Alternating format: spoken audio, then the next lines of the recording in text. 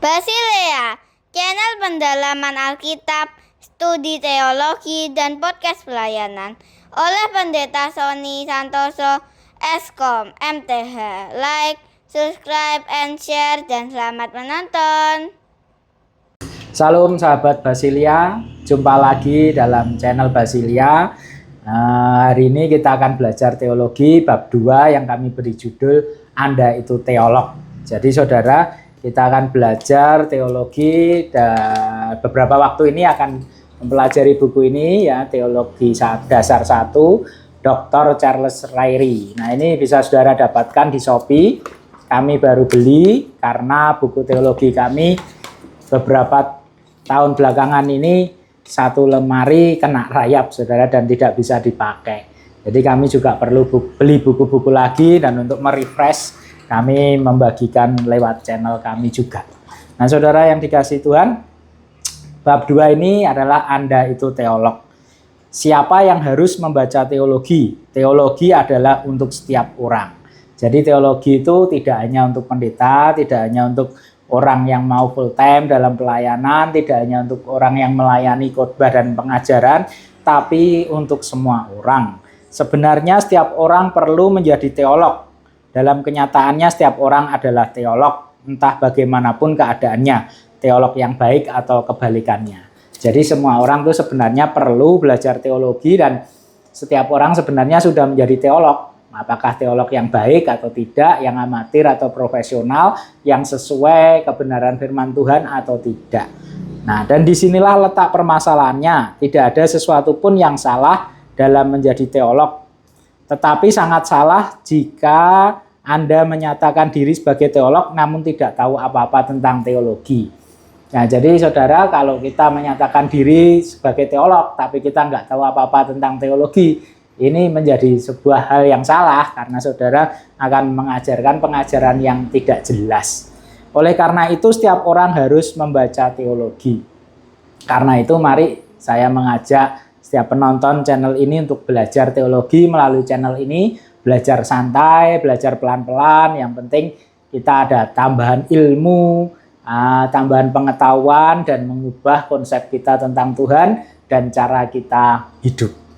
Nah, secara sederhana teologi itu apa? Jadi teologi itu sebenarnya apa sih? Secara sederhana teologi itu ilmu yang mempelajari tentang Tuhan, tentang Allah, tentang keberadaannya, tentang sifat-sifatnya, dan tentang sesuatu yang berkaitan dengan Allah, dan mengekspresikan pikiran tersebut dalam suatu cara tertentu.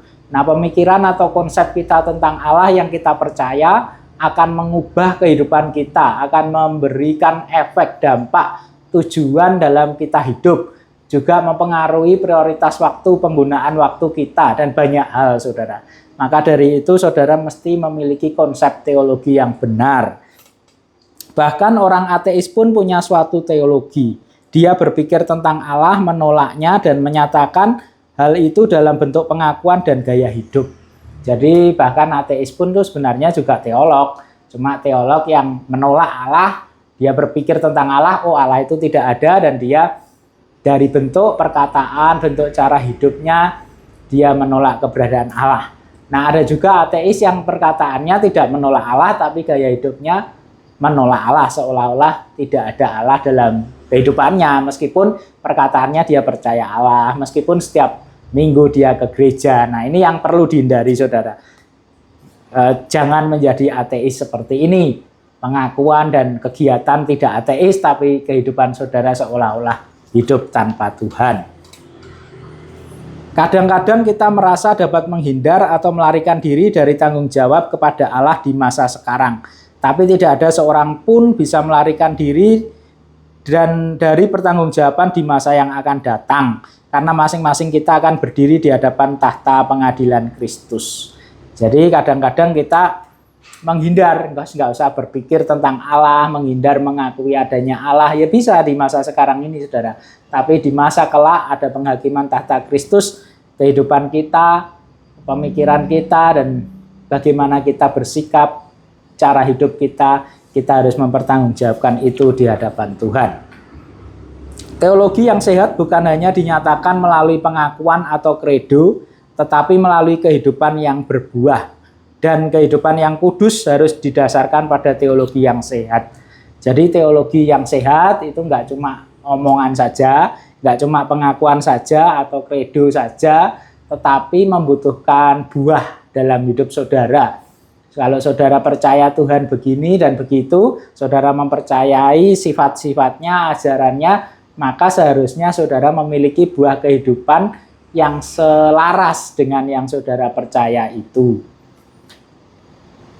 Bagaimana teologi mempengaruhi hidup saya atau hidup Anda merupakan tanggung jawab pribadi kita masing-masing. Tetapi untuk menjadikan kehidupan kita serupa dengan gambar Kristus adalah sasaran utama dalam mempelajari teologi.